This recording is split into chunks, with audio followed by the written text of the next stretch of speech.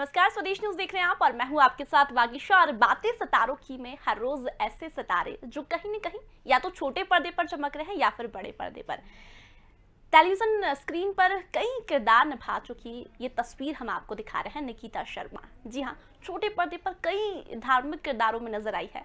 आपको याद होगा महाकाली अंत ही आरंभ है, ये काफी मुख्य भूमिका में नजर आई थी। वहीं फिर लौट आई नागिन में एक नागिन का किरदार निभाकर छोटे पर्दे पर फेमस हुई निकिता आज कहाँ है, हमें कहाँ नजर आने वाली है। और एक खास बात की फिटनेस पर बहुत ध्यान देती है निकिता। अक्सर सोशल मीडिया पर अपने हॉट फोटोज के लिए निकिता जानी गई है। बात करें उनके सीरियल्स की तो अकबर बिरबल जो काफी फेमस हुआ था उसमें भी नजर आई हैं। वहीं बात करें तो महाकाली अंत ही आरंभ है, दो दिल एक जान इस सीरियल में भी नजर आई है। वहीं बात करें तो ऐसे कई सीरियल स्वरागिनी में भी हमने निकिता शर्मा को देखा है। लेकिन बड़े पर्दे पर निकिता हमें कब दिखने वाली है, आखिर उन्होंने अपनी जर्नी की शुरुआत कैसे की, और दोनों चीज आखिर उन्हें किरदार भी निभाना होता है, अपनी एक्टिंग से दर्शकों के बीच पहुंचना भी होता है। वहीं दूसरी ओर अपनी फिटनेस का भी बहुत ध्यान रखती है। दिल्ली से निकली निकिता आखिर मुंबई तक कैसे पहुंची, ये एक्टिंग का कीड़ा था या फिर प्रोफेशन था, इन सभी चीज़ों के लिए बात करने के लिए हम निकिता से सीधे जुड़ेंगे। लेकिन एक झलकी जिससे हम आपको एक बार फिर रिकॉल कराएंगे कि आखिर ये वही निकिता है जो फिर लौट आई नागिन में नागिन के किरदार में थी। आंखें काफी नशीली, उनकी नेचुरल आंखें भी ऐसी है, लेकिन निकिता ने आखिर नागिन का रोल कैसे किया, आखिर कैसे उन्हें नागिन का रोल मिला और आखिर इतने सारे किरदार में कैसे दर्शकों के बीच पहुंची, इसीलिए हम सीधे बात करेंगे निकिता से। लेकिन उनके कुछ सीरियल्स की यदि बात करें तो स्वरागिनी सीरियल महाकाली अंत ही आरंभ में दिखी है निकिता हमें, और स्वरागिनी में कविता के किरदार में निकिता ने भूमिका निभाई। वहीं महाकाली अंत ही आरंभ दिल दो दिल एक जान में भी नजर आई। और ख़ास बात यह है कि एक मोटिवेशनल स्पीकर भी निकिता है।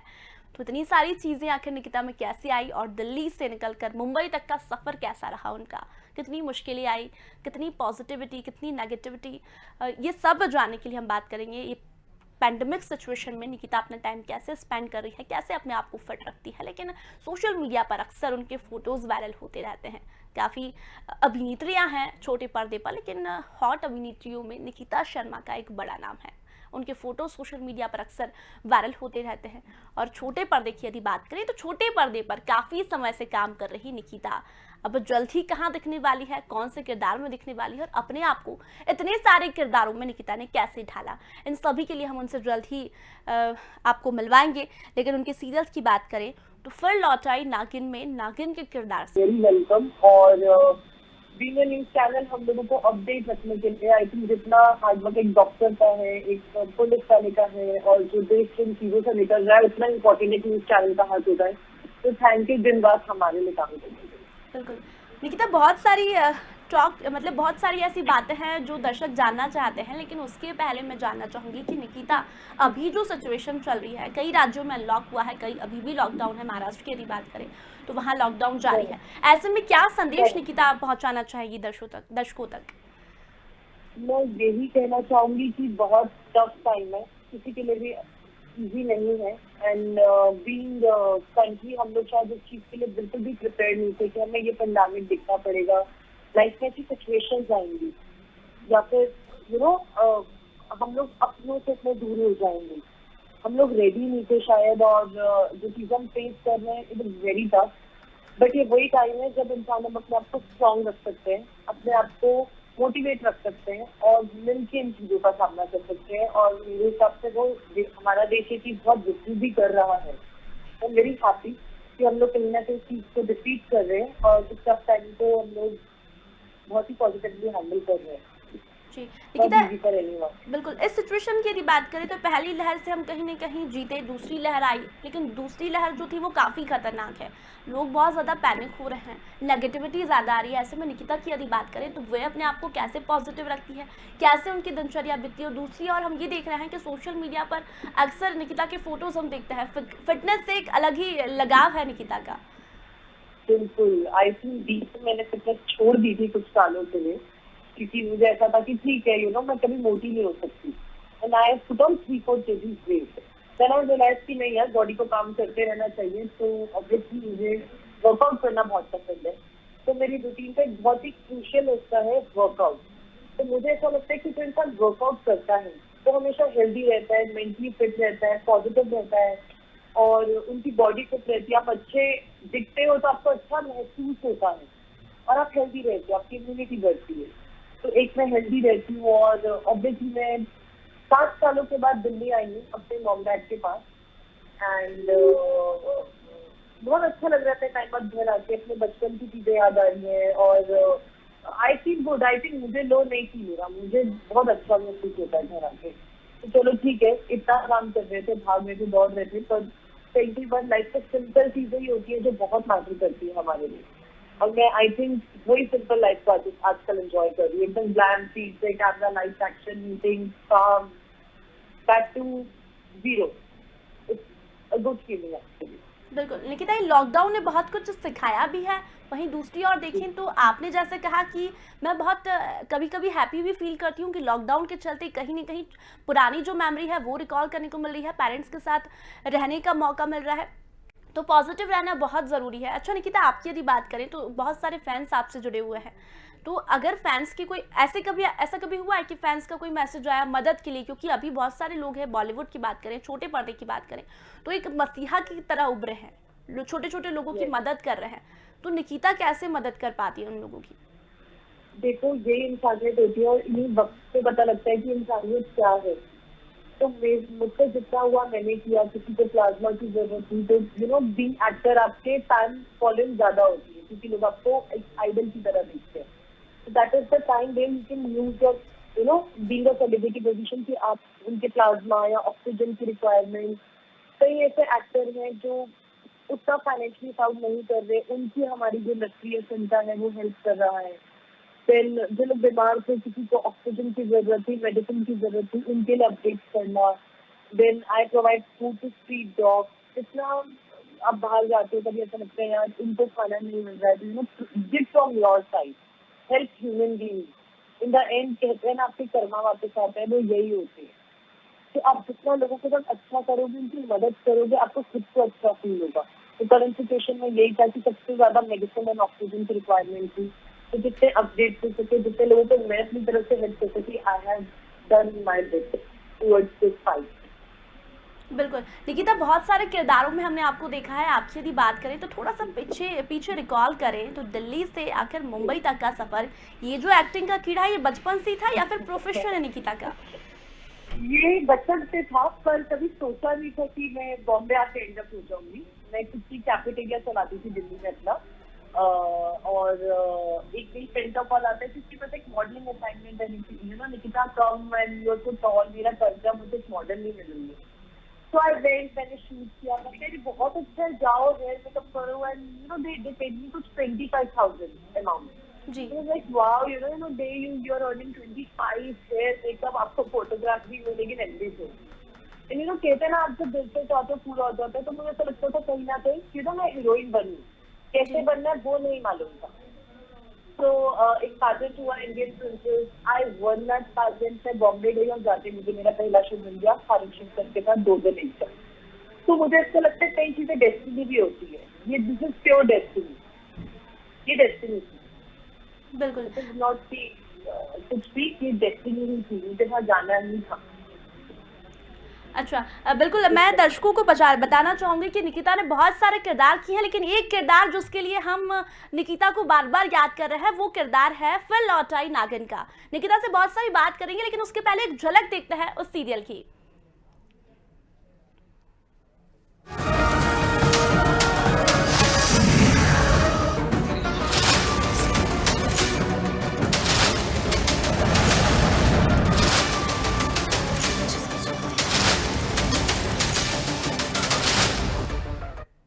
ये वही सीरियल है जिससे आपने निकिता को फिर लौट आई नागिन में देखा था। निकिता, आप मेरी आवाज़ सुन पा रही है? बिल्कुल, अभी दर्शक को फिर से हमने रिकॉल करवाया कि ये वही नागिन है जो फिर लौट आई नागिन में दिखी थी और दर्शकों के बीच काफ़ी फेमस हुई थी निकिता। इस सीरियल की यदि बात करें तो कैसे आखिर ये किरदार निकिता को निभाने का मौका मिला, क्योंकि काफ़ी टफ और दर्शकों को काफ़ी अट्रैक्ट करने वाला किरदार है? बिल्कुल, सबसे पहले तो जो मेकर्स थे, देवों के देव महादेव, ट्राइबल फिल्म का ये शो था, मित्र प्रोडक्शन हाउस का। तो इन लाइफ मुझे सबसे ज्यादा ये एक्साइटमेंट थी कि wow I am working with such a big producer, जिन्होंने इतना ग्रैंड शो बनाया था महादेव जैसा, जो सुपर हिट रहा था।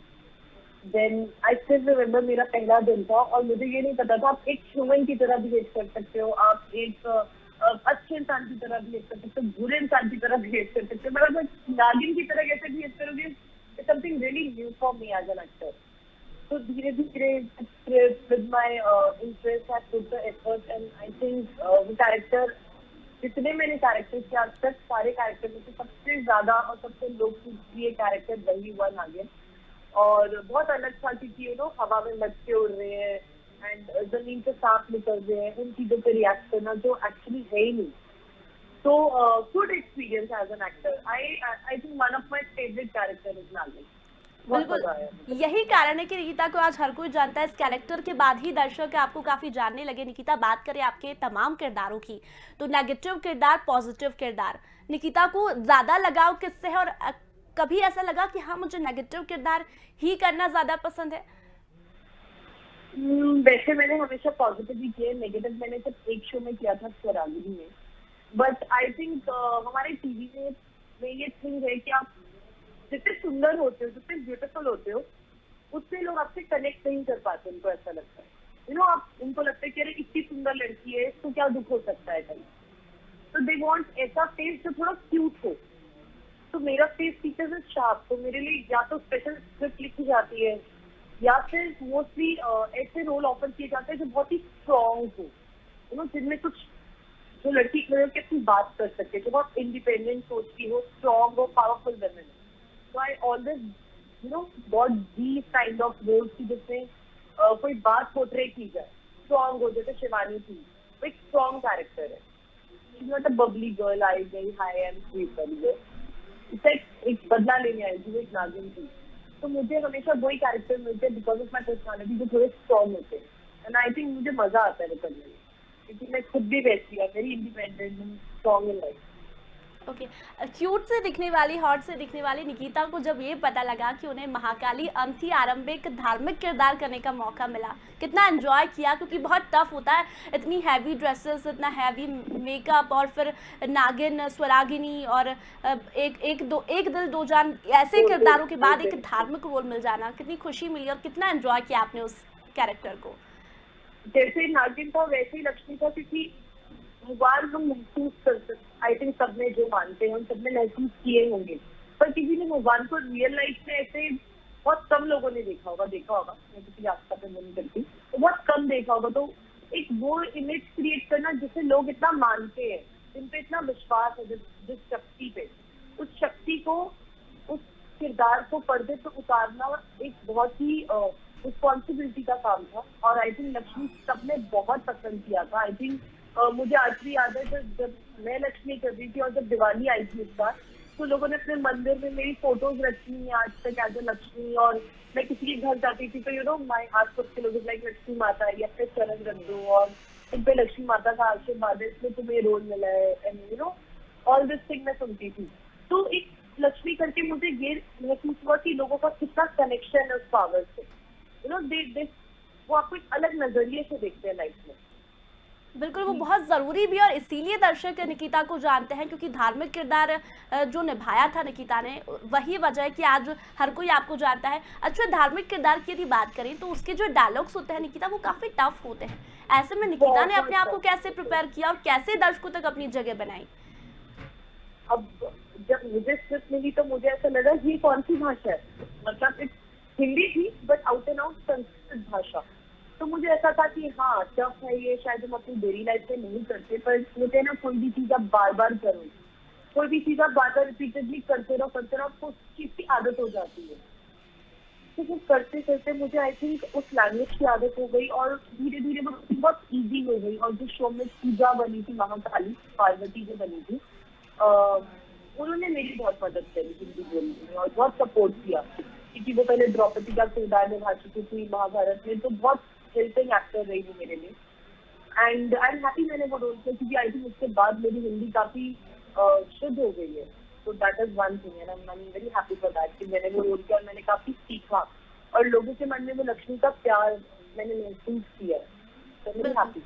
निकिता, एक जो किरदार अभी जिसकी झलकी हमने बताई, नागिन का किरदार है, जिसे मैं खुद भी पर्सनल जानती हूँ, दर्शक भी जानते हैं, उसकी यदि बात करें तो काफ़ी लोगों ने आपको देखा, उस इमेज से कभी निकलने की कोशिश नहीं की कि ये नागिन नाम से ही लोग मुझे जान रहे हैं कि ये, हाँ, ये वही निकिता है जिन्होंने नागिन का किरदार निभाया था? कि बहुत अच्छा लगता है एज एन एक्टर कि लोग आपके कैरेक्टर को याद रखें, यू नो। मैं जाती हूँ तो लोग मुझे एज ए लक्ष्मी आज तक याद रखते हैं, एज ए नागिन आज तक याद रखते हैं। तो ये बीइंग एक्टर बहुत अच्छी फीलिंग होती है कि आपने जिसमें इतनी मेहनत की है, अपने give your time, heart, soul and उसका पैशन, लोग आपकी इस चीज को रिकॉग्नाइज कर रहे हैं, पहचान रहे हैं और समझ रहे हैं, तो बहुत अच्छा महसूस होता है, you know. This is it या नागिन ने मुझे बहुत ग्रोथ दी है। I am very glamorous person by nature, I love dressing, makeup, hair, और आई थिंक लॉकडाउन में सबसे ज्यादा वही मिस कर रही हूँ, you know, getting ready and going out, कि मुझे रेडी होना बहुत पसंद है।